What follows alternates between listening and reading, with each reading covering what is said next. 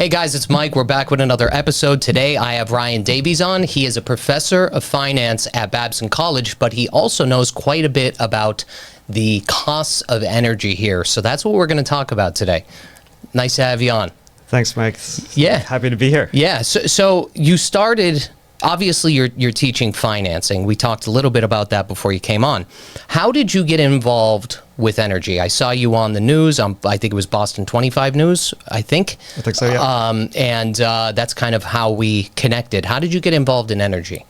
So probably about 10 years ago now, one of my colleagues had been doing some regulatory rate consulting, and she brought me in on some more complicated cases, and since then I've done some consulting work in that area.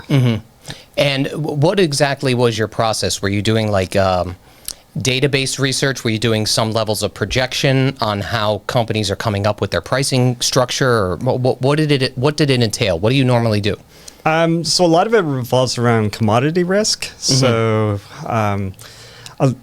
one of the big expenses for utilities is actually the big fluctuations, right? So, the price of electricity could be $20, stable, but then you get like last week when, demand went up. When the temperature goes through the roof, that's when the price can really, really skyrocket. And it's those periods where the fluctuations are super high or super low. That's where utility companies and power generators run into, I understand. Yeah. So in terms of, as we know, in Massachusetts, the cost of energy is astronomical here.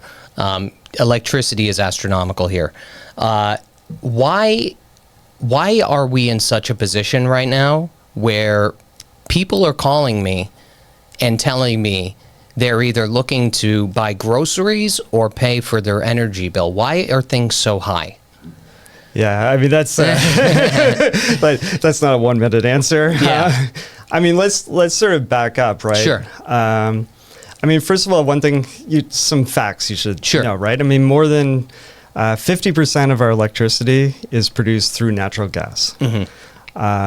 Massachusetts also has the most number of customers who use natural gas to heat their homes. And unfortunately, we have no natural gas, right? And so the only way we can bring it in is through pipelines. Yes. And there's a lot of bottlenecks in those pipelines, or through liquefied natural gas, where we have basically one port in one facility in Everett, the Mystic facility. Is that still operational? It is still operational. And so that was an interesting thing. So they just actually closed the Mystic generating plant last year. And we can talk about that more later. But basically the regulators said, well, you need to keep this open because we need to have that access to that natural gas to meet demand, which is particularly troublesome in the winter when you have both electricity demand and you have people heating their homes with natural gas. Right. So you're saying that because we rely on natural gas for electricity and we also rely on natural gas to heat our homes, we're in a position where we're kind of scraping the bottom of that barrel and it's being spread thin, right? It is, right? And so, and there's some other interesting aspects to that. So, for instance, the Jones Act, which means that ships can only go from a U.S. port to another U.S. port if they're U.S. owned and they're U.S. built ships, which, as it turns out, in the energy space, there's almost none of those. So despite the fact that the U.S. is a net natural gas exporter now, we actually have to import our natural gas from Trinidad and Tobago. So why can't, I see what you're saying. So even though we produce a lot of natural gas, you can't put it on a ship from, southern U.S. to Massachusetts because of the Jones Act. I gotcha. And then, so wouldn't it be more cost effective if we ran natural gas pipelines from Pennsylvania with the Marcellus Shale through New York and then came into Massachusetts? Wouldn't that be like an answer to some of these issues? So here's the problem with that. So normally these pipelines, when you think about valuing them, normally you think about sort of discounting the cost of them over, say, a 50-year time horizon, right? But the problem is where Massachusetts has a stated goal that they're going to reduce energy consumption based on carbon gas within the next 20, 30 years. So you build this very expensive pipeline, but then if Massachusetts really does meet their climate goals, then that becomes a stranded asset. Right. So you've built this very expensive pipeline, and now you're not discounting it over 50 years, you're discounting it over 20 years, and it just becomes less economical. So you're saying that because of our climate policies, right, and our carbon goals, that so let me ask you this. Let me back up a second. So you're saying that if you were to build the pipeline, it normally gets discounted over the course of 50 years, which would probably offset the cost of implementation to the ratepayers, right? Is that what you're saying? Yeah. I mean, at the end of the day, right, people have to pay for it. And at the end of the day, it lands up being the ratepayers. I gotcha. And you're saying that if it took 20, like for instance, if we were trying to meet our energy goals by 2050 or whatever they may be, that could be a potential waste of money.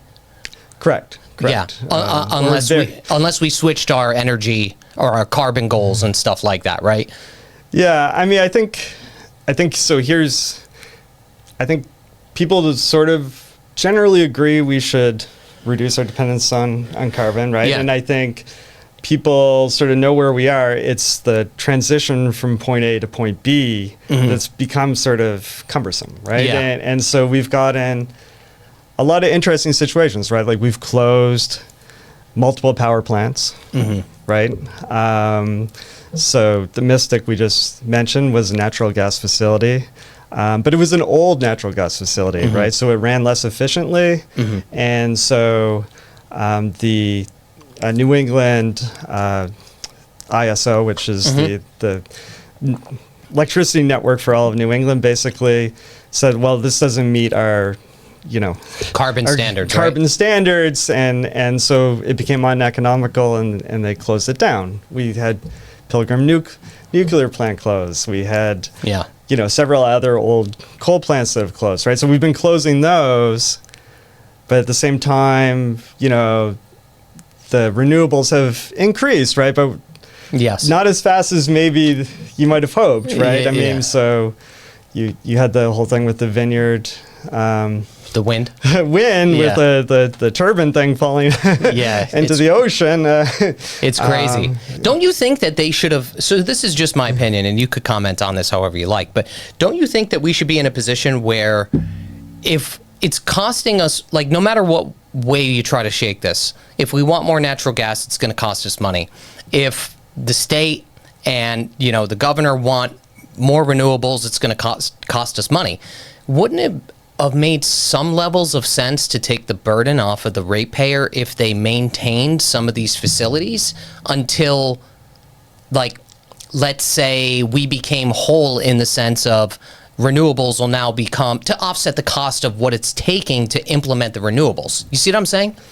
Like, it's like you're like robbing from Peter to pay Paul in these circumstances, because you close the facilities and meanwhile, like it's like, that we got two hits, right? You close the facilities that generate energy, number one, and number two, they're imposing all of these renewables on top of us, which is, both of those things combined is costing us more, right? So why do you think that, I mean, wouldn't it make more sense to just like maintain what we had while simultaneously implementing strategies that they want? Of course, I'm not, condoning this, but to try to get to that like net zero carbon, I mean, it would take some it would take some burden off of the ratepayers. I mean, I understand where your thinking goes, right? And with the benefit of hindsight, maybe the transition to renewables didn't quite go is not going quite the path that they expected. Let's put it lightly. And the question is, do you create these constraints to sort of force the hand, right, for these companies to incentivize them, right, to move more towards renewables and make the renewables more, economically feasible, shall we say? The other thing though is a lot of these plants that have been closed, right, are mainly just peak plants, right? So they only come in when there's this surge in demand. Gotcha. Right, and so the rest of the time they're basically idle, and so they're losing money when they're idle. Yeah. Right, and so if you take the case of Mystic, right, they would need to subsidize it to keep it open. Gotcha. Right, and so the question is, do you subsidize this sort of reserve, right, or do you try to get the reserves from something else? Right, I understand. And do you think, in terms of the utility companies that we have here in Massachusetts, do you think that they are profiting any more than utility companies in other states? Or are they profiting less because the energy cost to get it here is so expensive? Yeah, so I don't get the sense that they're profiting more or less. So basically, the way the regulatory rate process works is basically every 3 years, the utility companies go before the Department of Public Utilities, right? And they have a rate case, right? And these rate cases are enormously complicated. Each one's like 600 pages, 1,000 pages of documents, all in like cryptic language that, even if I'm in the field, I can barely read them. Yeah. And these sort of weird formulas, but it all comes down to basically these two Supreme Court cases from a long time ago, right? And so these were Bluefield and the Hope cases. Were these in Massachusetts? No, these were, actually, I have it here. I think, I'm not actually sure. That's okay. It doesn't, if they weren't here, it doesn't it's matter. fine. They weren't here, right? But they were Supreme Court cases. 1923, believe it or not, the first one. 1944, I think the second one. And basically what they said is the rates that the utilities get, the rate of return, needs to be what's called as just and reasonable, right? And if it's not just and reasonable, right, the Supreme Court ruled that it was confiscatory, right? They were like basically stealing money from you, right? And so there's been a lot of debate. Okay, what's just and reasonable? And that's a gray area wording. And so what's sort of come down to is that the rate of return they should get is should be equivalent to what another company would get with the same sort of level of risk, right? And what's also interesting about those cases, they said it actually doesn't matter so much how you figure it all out. The process that you determine this doesn't necessarily have to make perfect sense, but the end result has to be something where the utilities get sort of this fair rate of return, whatever that is. Yeah. And so that rate of return ultimately comes down to their cost of capital, right? And so the cost of all their plants and their infrastructure, right? So that's their rate of return on top of their costs, which are, the maintenance and the transmission and all that sort of stuff. Right. Plus the supply that they actually have to buy. Yeah. Right? So you have the delivery aspect and the supply aspect. The supply is just the cost of the electricity. Right? And so that's either produced in the state or they're bringing it in across the wires, right? But whatever they pay, at the end of the day, that's what the customer is paying for the supply. Gotcha. Because they make a lot of money on their assets, right? Isn't it like the infrastructure? Isn't that basically where they're getting a lot of their... I mean, they're getting the money from this rate of return on their existing infrastructure. Gotcha. Right? They're incentivized to do stuff like making their share of their electricity from renewables higher, right? Or making it more efficient or more environmentally friendly in some ways by reducing demand or what have you, right? So they can make a little bit, that's like a little adder, a little teaser to incentivize them to do the right thing. Yes. But, at the end of the day, the Department of Public Utilities doesn't have like as much flexibility on this. Like when these cases come about, they're arguing like, is the cost of capital 8% or is it 8.5%? 500 pages of like legalese and testimony later, they agree it's 5.2%. 8.2% or what have you, right? Like they split the difference and but lately what we've seen though is we've seen a lot of other charges added on, right? So we had the MassSave program, which came under a lot of fire recently. Yes. Right. So this is incentivizing people to switch to like heat pumps or solar panels or add better insulation, which are all great initiatives. But then what happens, right, is the cost of those then gets spread across all ratepayers. Right. And so I think, especially in the past year, when those really kicked in, people really started to notice those extra fees. Yeah. And it keeps on ballooning too. So like the MassSave program is up to, what is it, $5 billion a year now? Something like that. Yeah. And they just cut it back in response to the public outcry. They cut it back like 500 million. Yeah, big whoop. We're talking billions, Right. I mean, so, and so there's always a question like, okay, who should be paying those costs, right? Is it the ratepayers? Should it be, if the state really cares about it, should they be funding it from general tax revenue? Where is this going to come from, right? Yeah. Not a lot. I mean, I don't know if you know the answer to this question. I looked this up once before. There's only a handful of states that have programs like at least to the scale of MassSave. You know what I mean? Like to the scale, like a $5 billion scale. That's a lot of money. And, I've talked about MassSave before, and I've talked to a lot of people that have used MassSave before, and it's the same story where, sometimes you'll get a consultation, you put some insulation in or something like that, but the real people that are, utilizing MassSave are the ones that are already able to afford to put in heat pumps because they're not essentially being paid for through MassSave entirely, right? So, let's say, you're in Newton or something like that, and you need to upgrade your utilities, and you're switching over from oil or natural gas or whatever it may be. You install a heat pump, it's going to cost you, maybe $10,000, $12,000. They still have to pay for that in order to get incentivized through MassSave, right? So realistically, we have the entire state of people that are contributing to this MassSave program, but really the people that are taking the most advantage of this program are people that are well off anyway. Like, that's the way it seems to me. Am I wrong? I don't think you're completely wrong. I mean, I think, do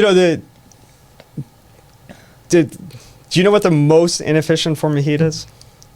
Electricity. A baseboard electric heaters, baseboard electric. I was an electrician for 10 years. Yeah. Right. So, and do you know who has the most baseboard electric heating? In the country? No. Just of the people. Oh, who? People live in apartment buildings. Yes. Right? And so the owners of the apartment buildings want to be able to have individual electrical bills for every tenant. Yes. Right? Which is the easiest to do with electric baseboard heating. Correct, because if you switch, and the reason that is because if you were to, it's much easier to split a service and at separate meter units and install electric baseboard than it is to install, let's say, hot air, right, or cold air, or even hot water baseboard.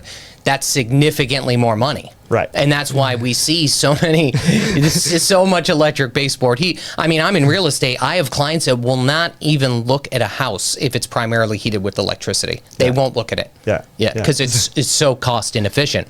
And the funny thing with electricity is, like, when it comes to heating, the BTU output, energy used and stuff like that with heating is much, much less efficient than it comes to cooling. And until technology catches up, there's always going to be that disparity. Always, right? Unless something revolutionary comes through. I've yet to see it. The only thing that I've ever seen when it comes to electric, and I don't even know if they sell these anymore.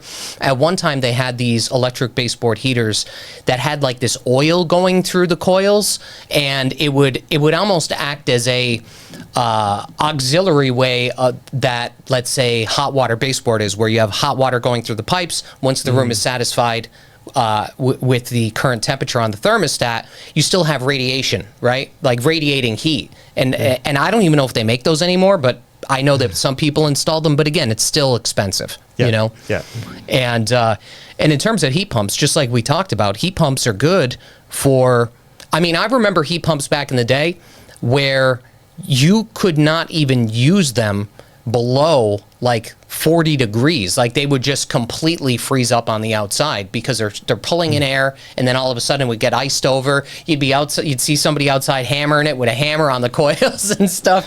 I mean, it's just gotten a little bit more efficient. I think they have become better, but they have.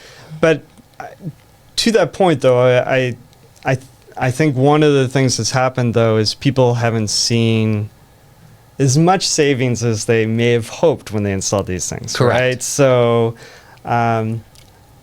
basically, you know, when they were promoting them, they were talking about their energy usage savings. Mm-hmm.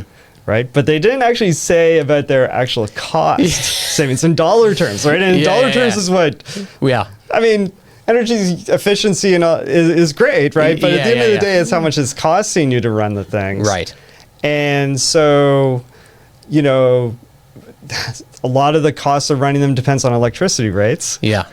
And so when you have potentially natural gas prices lower and electricity rates higher, right? The parts of the country too, right? Like we're in New England here. I mean, it could be, you know, it could be 0 degrees with a negative 15 wind. I mean, they lose their efficiency depending on how cold it is, right? Where same thing could be said for air conditioning, but the diminishing return effect, I think, for air conditioning is much, much different than it would be for heating, right? So I think that if you were to look at, you know, like if you go to the Midwest or something like that, where it only gets cold, you know, every so often, and not as maybe brutal as here, they could work a little bit better, right? But in New England, it's tough.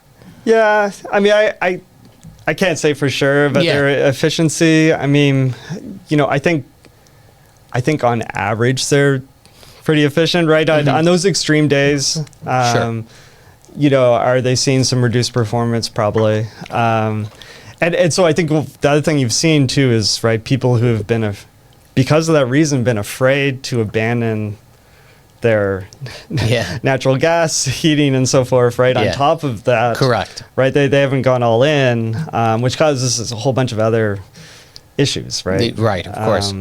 Yeah, well, people will, I mean, they're spending, you know, 10 or 12 grand. I mean, what I see a lot of builders doing now, if they have to put, like, if they can't necessarily use natural gas and they have to put in heat pumps in a building, they'll have the building set up for natural gas after they get all the permitting, inspections, and all that stuff. And if the homeowner or whatever it may be wants to switch over, if the cost of electricity is too high, they have that option to do that. So they're at least kind of like, you know, sneaking it in that regard, right? Mm-hmm. Because again, a lot of people just, they, you know, it's like selling somebody a package of goods, you know, when you're telling them, oh, you're going to save this much on electricity, but you're not telling them what the cost to save that much is going to be. And you're not talking about dollars and cents here. People get lost, right? They get lost in the sauce a little bit. Well, and you know, even the units. Yeah, right? The units for natural gas are different than the units for electricity, and different. Correct. You know, and so it gets very confusing very fast, yes, right? It does. Yeah. And, you know, the other thing we've seen, right, is the competitive resale market for electricity, right, where you can choose your own supplier and people enter into contracts with them. Mm-hmm. And not everyone's gotten a great deal, as it turns out, right? I mean, correct. You know, so the Attorney General just came out with a report that on average something like there was $600 million more the people that opted into those plans paid over the base service rate. Yeah. Which is already very high, right? Now, maybe those were specific conditions that happened during that time, right? So maybe in a future period it won't be the same, but it's very hard for people to make those calculations. They're not nobody's. Yeah, You know, they don't have a nobody's PhD in this stuff. Yeah, nobody's sitting there forecasting natural gas prices, electricity prices 2 years out. Correct. You're trying to decide, should I install a solar panel or what have you? Well, now you don't even know whether the credits are going to be here in 6 months, right? So it's very complex. And I think that's part of the problem here. And this holds true with a lot of different things, not only in Massachusetts, but across the country. It's like, there's like this, if you want to call it like bureaucratic backend, like you said, there's a 1,000-page document where they're trying to come up with, some sort of algorithm to see, what the gray area is of if this is feasible to earn X amount of dollars. I mean, it's just absolutely crazy. And if you're like just a common person, like most people have their bills on auto pay. They're just paying them anyway, right? But what happened is, and I was me and somebody else were like one of the first people to cover this. We did a video on the cost of energy a couple months ago, and that video blew up, right? Yep. Because nobody was covering it in Massachusetts. And then a week later, that's when Ben Simino got on that train, and then he started covering it as well because people were calling in and they were upset. But the biggest thing here is, like, I just saw a bill the other day that was submitted to me. It was, I don't know if it was a vacant unit or something like that, but it was $12 in usage, and it was, I think, $75 in delivery. So you're looking at the percent difference between usage and delivery, and you're going, what the hell's going on here? This is crazy, And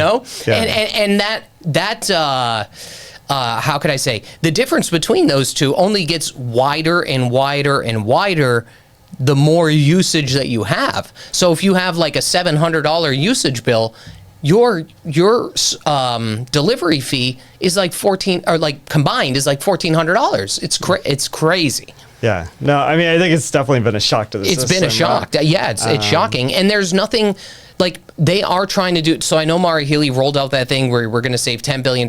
That's like pennies on the dollar when you calculate that over the course. Plus, it's like 10 years, right? And you know yourself, 10 years is a long time for things to happen, right? Yeah. Things could change in between that. I'm not saying the bill is going to change or something like that, but the savings versus the incremental increases or substantial increases, it might be a wash, right? We don't know. I can't forecast that far into the future.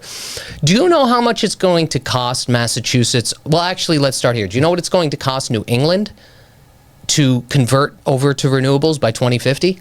No idea. I don't think anyone knows, right? Do you know a number? Yeah, well, ISO New England, Mass Fiscal, I had Paul Craney on here a couple months ago. It's upwards of like $815 billion. Wow. $815 billion. That's a big number. It's a massive number. And in Massachusetts alone, I believe, I don't have this data in front of me. I'm just going off the top of my head. But I think it's $415 billion. So that calculates down, if you were to, quantify that to, let's say, 2050, times the amount of households, it's like $60,000 per household. It's a lot of money. And when those estimates came out, they may be even before we had this AI revolution and data centers, and the demand for electricity is just soaring across the country. Correct. Right? So it could be worse. It could be worse, right? Could be worse. Right? I mean, it could, potentially the technology will catch up, right? I mean, that's the hope, right? Is that, maybe solar panels become super simple to put up and everyone has them. And I could see a future where we have those things. Like, I'm fair with my viewers. I'm like, I'm very much like a futurist, right? Like, I could see that being a future, but, we can't just plug an extension cord into the sun right now either, right? Like, it's not that simple. And technology, as it keeps on getting better and better and better, there may come a time where perhaps that could be the future, or a mix of renewables and fossil fuels, something like that. But what most people are upset about is just what it's costing them to implement these things. That's the key here. And that's what most people are generally upset about, because, and you may know this better than me, but I think companies like Eversource are, you get your supply side of the bill. If you were to itemize that, there's like 25 charges within that supply. And people are looking at this and they're just like, what are all these things? What are we paying for? And a large, other than the MassSave program, which is quite a bit as well, like upgrading the transmission lines and everything, that's a huge part of the cost. And and I think the reason that they're doing that is to transition from fossil fuels into renewables, right? So people are effectively being subsidized to pay for these things. It's costing them. Yeah, I said this. I was at an energy event last Thursday, and Robert Bryce was there. I don't know if you know who he is, but he's been talking about energy for 15 years. And it's like, I think if the people of Massachusetts could see the bill of goods, this is what it's going to cost, but this is what the potential savings, even if it was potential savings, right? Like if they saw a chart of potential savings based on projections and it was significant enough, even if it was potential, I think that it would be a little bit more digestible, right? But there is no it's like shooting darts at a board. Like we have no idea what we're going to save, but we sure do know an idea of what we're going to spend to get there. Well, I mean, let me give you another example. Is you mentioned transmission lines, right? They've been building this transmission line from Quebec to Massachusetts so we can get the hydroelectric power, which is very cheap, right? And actually, that does have a very high payoff. Yes. That did come in a few months ago. They had to revise the estimate up $500 million. So like most of these projects, nothing is cheap. Nothing comes in cheap, right? Everything's expensive. That probably does have a big payoff, right? I think the question also is, okay, so it's $1.5 billion for this new transmission line. How do you spread that out? Who pays for it, right? Do you pay for it over 10 years, over 20 years, over 50 years, right? Is that how they structure these deals? Like when they're trying to figure out how to subsidize to pay for these things? Is that like one of the key contributing factors? Is like some kind of cost analysis, like this is what it'll cost ratepayers over 10 years, this is what it would cost over 20 years. And then how do they get the, maybe you know this, maybe you don't, but like, how are they getting the money for, are the state giving them money for these things and then subsidizing the ratepayers, or like, are they getting... it would be like debt finance typically. Yeah. Right. That's what I figured. Yeah. And so that comes into the cost of capital and so forth. Right. It's the cost to do, it's opportunity cost. Right. Yeah. Right. But, so those projects, though, have taken long. We had another proposed transmission line, right, that actually ended up being abandoned. Yeah. Where was that one in? Do you remember? I think the route was just different. Oh, okay. That was coming from Canada again? Yeah. But, these... All these things. I mean, the other interesting fact about not only do we have limited natural gas pipeline capacity, we have no crude oil. We're no man's land for crude oil. We have no crude oil pipelines into Massachusetts. Zero. Right. So everything has to come by. Yeah. You would think that they would try to, as a fail-safe. Do you know anything about nuclear at all? A little. A little bit. Yeah. You figure, I mean, even hydro you figure that they would want to put themselves in a position, like we're effectively putting all of our eggs in one basket with renewables, right?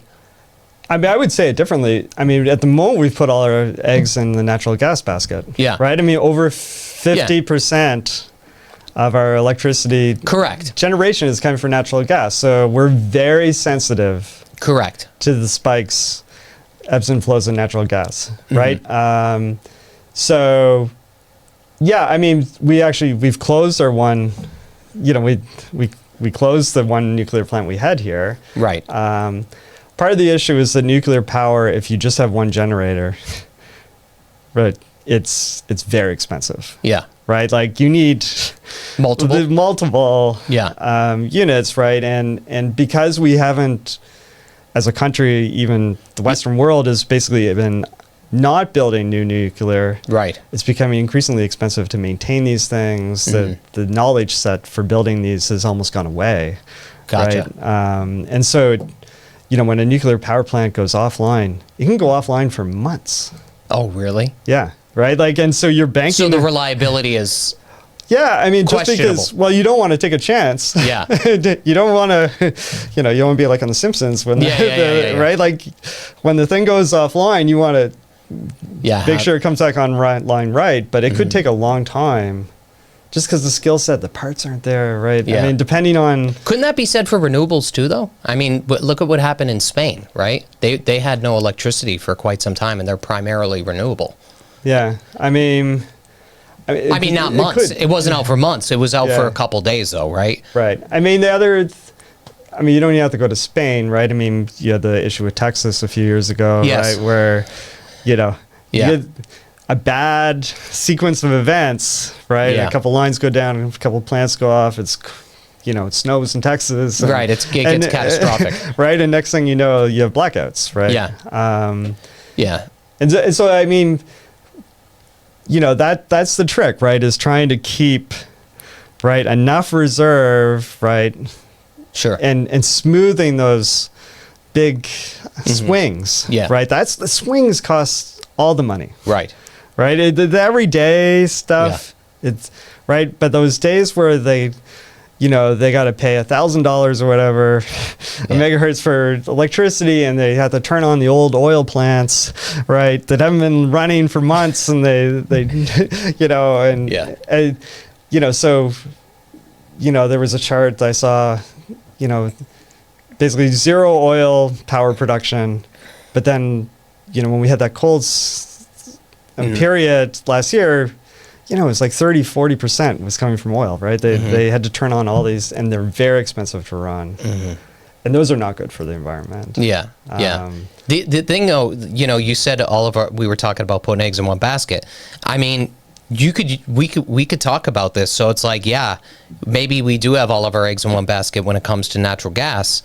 But what I was trying to say here was that we're only repeating history by putting all of our eggs into renewables as well. You know what I'm saying? Like there's a probability where we could have the same issue without diversifying energy, at least in my opinion. I'm not an energy professional. I just know what I know, right? But in general, like I would think that diversifying that, almost like diversifying a portfolio, which you know quite a bit about, right? Yeah. Putting all your eggs in one basket, it's risky, right? It's more risky to do something like that.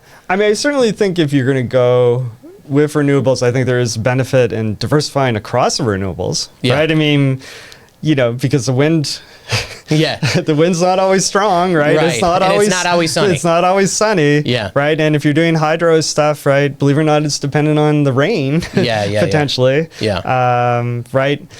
So you get diversification both on like their capacity to generate, but also you want to have diversity across generation sources too, right? Because you don't want to be in a situation where if one thing goes offline, well, you're screwed, right? And then you have big trouble, right? Now the one thing that the big technological advance that we haven't reached, right? The holy grail or whatever, if you like, right, is actually being able to store energy, right? And that's a big topic here, right? I mean, so there's some capacity to store small quantities in batteries and so forth. Right now, the only real way they store energy is they actually pump water up a hill, right? So they pump water up a hill into this like reservoir, right? And then, when they have excess electricity, and then when they need it, they run the water down, right? And it spins the turbines and it generates power. Which seems like kind of a cool idea. But the problem is it's actually enormously inefficient, right? You're only, I don't know what the number is, right? Sure. But you're only getting a certain percentage of the electricity you spent to push it up the hill, right? Getting back, and then there's, some environmental concerns too of, the water's going to come from somewhere, so you're dragging it out of a river, right. And I think I honestly think there's environmental concerns no matter what energy source that you use, even with renewables. I mean, just the implementation of renewables. So in New England alone, based on that ISO New England report, they said that it's going to take up to 200 square miles of land in order to implement this. To put that into perspective, that's 97,000 football fields. That's a lot of land to implement this. So you got to think to yourself, like, you know, and we're not a desert. Right. And we're not a desert. Yeah. Right? Let's keep that in mind, right? Like that's so it's like, you know, when you boil all these things down, I mean, again, I as I said, maybe there is a future for these things, but like, I think that the further along that we get, I feel like there's so much uncertain. Like, I feel like we're putting all our money into something that there is a lot of uncertainty to the outcome. And a really good example of this is like the stuff that's going. I mean, I get emails every day with South Shore Wind, and guess what? Like, they don't want to see these wind turbines in the ocean, right? It's a huge deterrent. So, like, the same people that may have voted for a lot of these people and their policies, they don't necessarily want these things in their backyard. And the same could be said for if there needs to be some levels of a place for battery storage, right? Yep. Like, there's so many, it's so look at it this way. There's so many layers to this of like being complicated between the land use, between the, you know, what happens if like one of these things break and you need like that one windmill, and like what do you do in terms of landfill storage? And like, you see what I'm saying? Like, one of those things where it's so complicated that it's so hard just for a consumer to understand, is this better for the environment or is it not? And is it going to save us money and is it not? Like, I think that's the hard part about all of this, right? And, you know, it's also a little bit of a chicken and the egg problem, right? I mean, you know, so we're moving towards electric vehicles, right? And things like this, right? Which, okay, well, they're being charged with electricity, but where's the electricity coming from? This is the old argument. And then, you know, electric vehicles have batteries. What do you do with the batteries when they're done? Yeah, of course. Right? I mean, so there's no perfect... Yeah, there's no perfect solution. Right? I mean, you know, maybe we'll invent fusion technology. But then maybe we'll also, like, you know, blow up the world. Yeah, well, I told you, we got to get the extension cord, plug it right into the sun. I mean, it's as simple as that. So it's... right? And so I think that's where... You know, maybe we haven't quite got the path quite aligned, right? I think maybe, you know, we went too fast on some areas and too slow on others, right? And I think that's where we're getting this misalignment. Or, you know, so it is tricky, right? For sure. On the other hand, though, you know, related to like the wind turbines and stuff, that you don't want to... One of the tricky parts, right, is you don't want to constrain the utility companies from taking risks too much, right? Like, I mean, so there is one state of the world where you don't approve any of these projects, right? And because they're too risky, and you sort of hope maybe private sector comes in, but maybe they do, maybe they don't. But then if they go wrong, right, then who's paying for them? Well... Yeah. Often it's the ratepayers. Yeah. But on the other hand, do you want to make it so conservative that they don't do anything? It's a little bit of a tricky balance. Right, yeah. And I agree with that too. I think that there's merit in being creative and trying to figure out different things to, you know, everybody wants clean water and clean air. But, you know, I've seen even projections for carbon emissions. Like Massachusetts makes up 0.4% of the world's carbon emissions. I mean, it's like next to nothing. You know what I mean? So it's like you want to get to net carbon zero, but like there's also that conundrum where it's like if you don't have other states or other countries cooperating with this, and everybody is doing, like, look at it this way: if everybody isn't doing everything at the same time, like you may have one state, like let's say Massachusetts, that's producing, you know, nearly zero carbon, but then you could go right over to Pennsylvania where they're producing 7%. So it's like, you know, if everybody's not on board, what is the future going to be anyway? You know what I'm saying? Like, you know what I mean? Is it all for nothing? Is what I'm trying to say. What are we going to get, a golden star for being net carbon zero? But meanwhile, everybody's poor, moving to New Hampshire. Like, I mean, it really, or completely out of New England for that matter. I mean, this is right.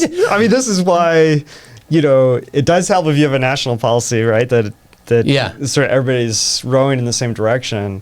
And it is a risk, right? That if you make electric costs too high, right? I mean, the state's already very expensive. Correct. We know how expensive it is. Yeah. Houses are expensive. Yeah. Transportation is horrendous, right? Yeah. I mean, it is an expensive state already, right? Correct. If you make, if you implement policies that make electricity too expensive, right? Some Yeah. of those industries that maybe you would want to have here are not going to locate here. Right? Correct, and that's a huge problem. Right. And I talk about that a lot. Like if there's some industry, like look at it this way, there could be manufacturing plants right now that are running off of diesel, right? To produce whatever they're producing.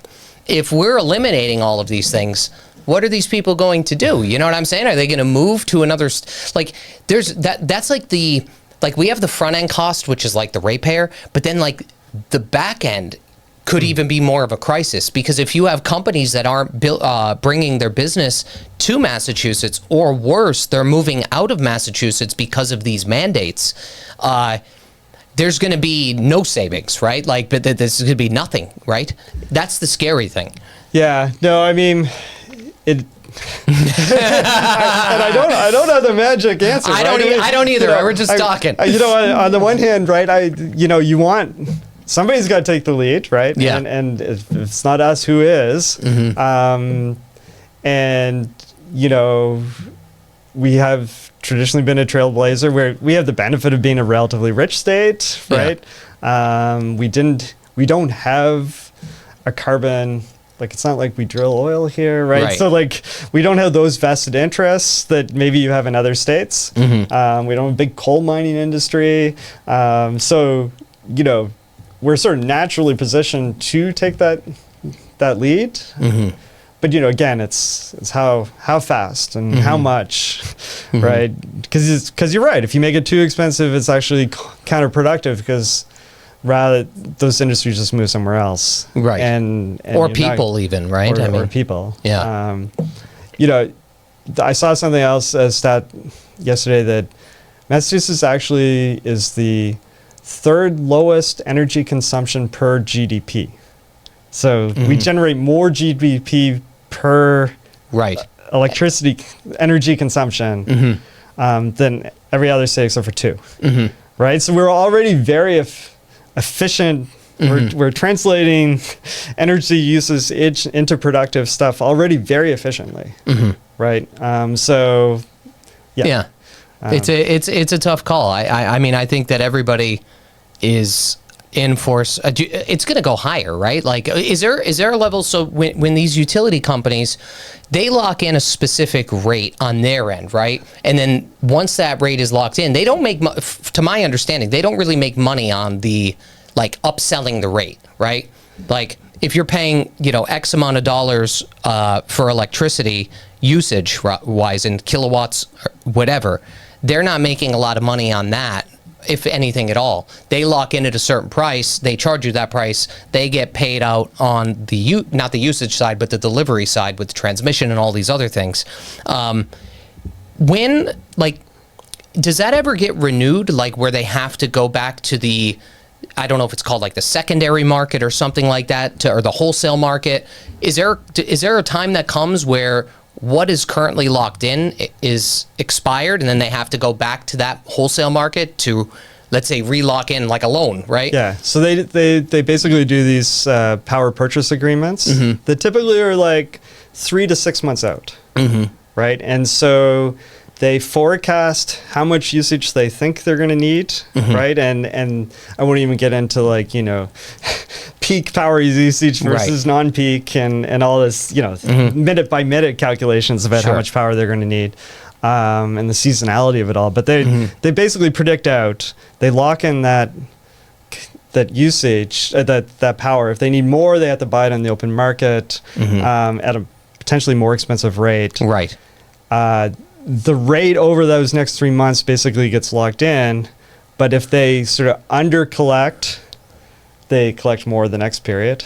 If they over collect, they have to actually refund. They lower the rate for the next sort of 3 to 6 month period. Gotcha. Right. So in theory, at least, right, with some nuance, they're not making any money on the supply aspect, right? What they pay for the power is what you're paying for the supply of the power, right?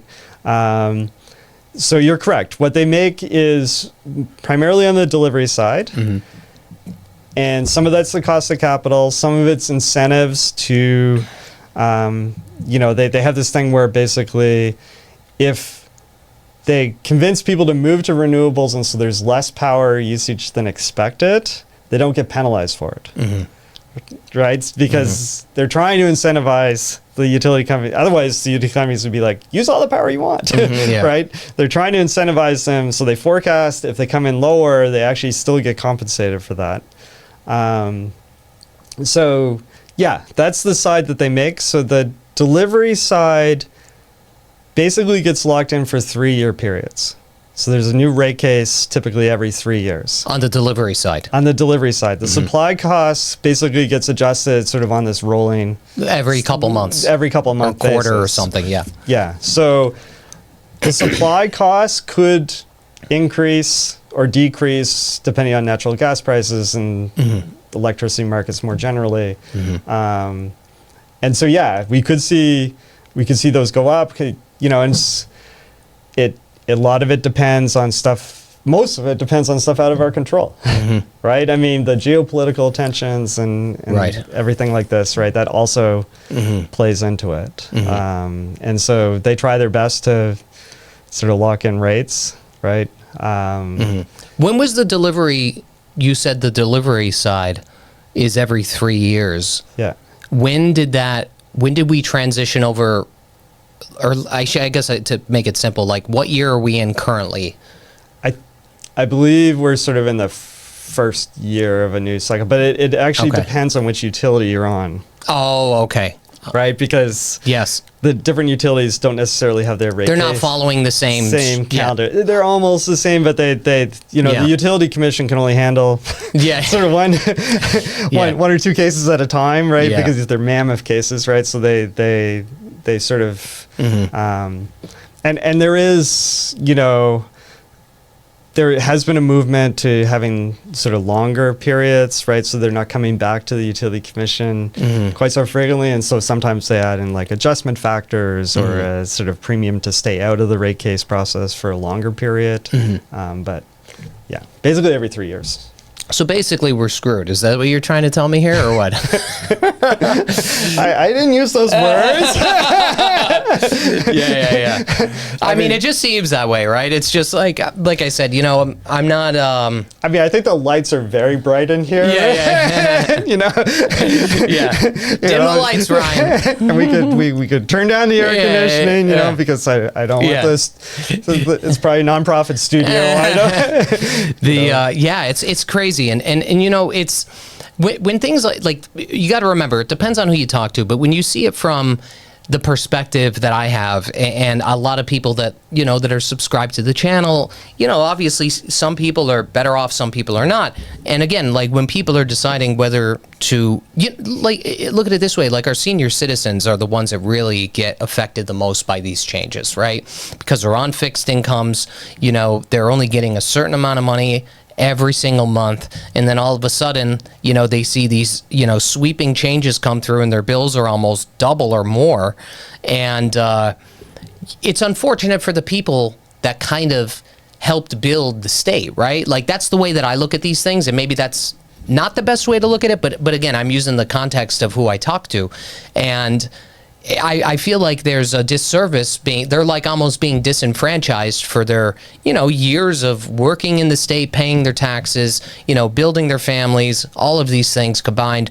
And then now, remember, like for people like us, we're working, we could do other things, and they don't have that opportunity. You know what I'm saying? And the only opportunity that they have is to make sacrifice. You know what I mean? And it's just, you could almost say the same things with a lot of these towns. I don't know if yours is one of them, but a lot of towns are behind on their budgets, right? And they're looking for overrides. There's like 50 towns throughout Massachusetts that are, every single year the budget comes up and they're looking to, tax everybody a little bit more to make ends meet. And at one point in time, you think about the fiscal responsibility of these things, right? And that's where my mind goes, where, are we like the experiment? Really, this is the experiment for a future we don't know is actually going to ever come to fruition in terms of savings. And that's what a lot of people are. I think if somebody had the blueprint, like I said earlier, and said, this is what it's going to cost and this is what you're going to save, it'd be a done deal, right? Like people might be willing to make that sacrifice, right? But then, of course, you may have some people that can't make that sacrifice. But it's a really tough, I'm telling you, it's really tough for even people just like, I'm 40, I mean, people just getting out of college and just getting started building a life and everything. I mean, when you have energy bills that are as much as a mortgage was 15 years ago, you go to yourself like, what the hell is going on here? You know? I mean, I must admit, right, even myself, and, you know, I'm more fortunate than most. I mean, I never used to pay attention to my bill, like utility bills. It was just a thing, right? But the past few years, right, you really start... It adds up. It's like a real number now, right? It's like a real number. It's like a car, more than a car payment. It's like a number on your budget that you care about. You know, I mean, in terms of, you know, lower income, I mean, there is... Some of that's a policy decision, right? Correct. I mean, there is... I know they have programs They built do have out. a program, which then is another cost to your bill. Yeah. Right? I mean, so there is some attempt to smooth it, but, you know... It doesn't work. Just say it. You know, but it's I know. It's not enough for some people, clearly, right? Yeah. And, you know, there is a large percentage of the population that's already living paycheck to paycheck or... paycheck to the last, you know, they're paying the bills from correct, you know, months ago when they get their paycheck. So no, I mean, this is just one other added hardship. It is, right? And it's like I said, it's unfortunate for these people because they're in a position that, like, I could understand if you could kind of like punt the ball or bob and weave and figure something else out, but you know, other than moving, right? A lot of people don't have that opportunity, right? And even then, some people can't move for one reason or another or whatever it may be. But I just think I think it boils down to fiscal responsibility. I don't have all the answers, but I certainly know, and you do too, when you look at data, what the outcomes could look like, right? Like projections of worst and best case scenarios. And as it's going right now, it looks grim, to put it lightly. You know, I don't know. Yeah. So, I mean, we're almost at an hour. Do you want to say anything else or wrap it up? No, I think this has been a super productive conversation. I'm really glad that you invited me on. I appreciate you having on. You know, I wish we had that crystal ball, right? Me too. You know, and I think, you know, we just touched on like just a little bit of the complexity, right? But these issues are just enormously complex. They are. Right. And, you know, I wish, you know, and some of them are, you know, decisions that we made 20 years ago are impacting us today. Correct. Decisions because this has been going on since like the early 90s, right? Wasn't it like 1997 or 1997 they deregulated the electricity market, but even before then, right? I mean, we've been making decisions about what plants we have and whether we're going to have monopolies, and some towns have their own municipal services. They're doing great right? too. I mean, they're doing great. You know, those towns have been very fortunate because, you know, they're able to generate their own electricity. They don't have a lot of the same additional fees that are added on to the major utility company bills, right? So, I mean, there's a path dependence. There's an uncertainty. We don't know what the technology is going to be like. We don't even know what the demand is going to be like necessarily. So, because of AI and everything. You know, I mean, it's easy to like sort of point fingers at everyone, right? But you know, it's a combination of a lot of factors. You know, like anything, right? It's just a lot of things, right? And so it's, yes, maybe some of the utilities get, you know, more than you would like sometimes, and sometimes they don't, right? But like, it's not just as simple as like, you know, they're just gouging the customer, right? It's not that simple. Right. I think it's, you know, well-intentioned policies that have these sort of side effects that, you know, ultimately impact people's pocketbooks, and especially, like you said, if they don't see they don't see where we're going, right, it's even more painful. Exactly. All right, buddy. Appreciate it. Thank you. Yeah. Thanks, Ryan.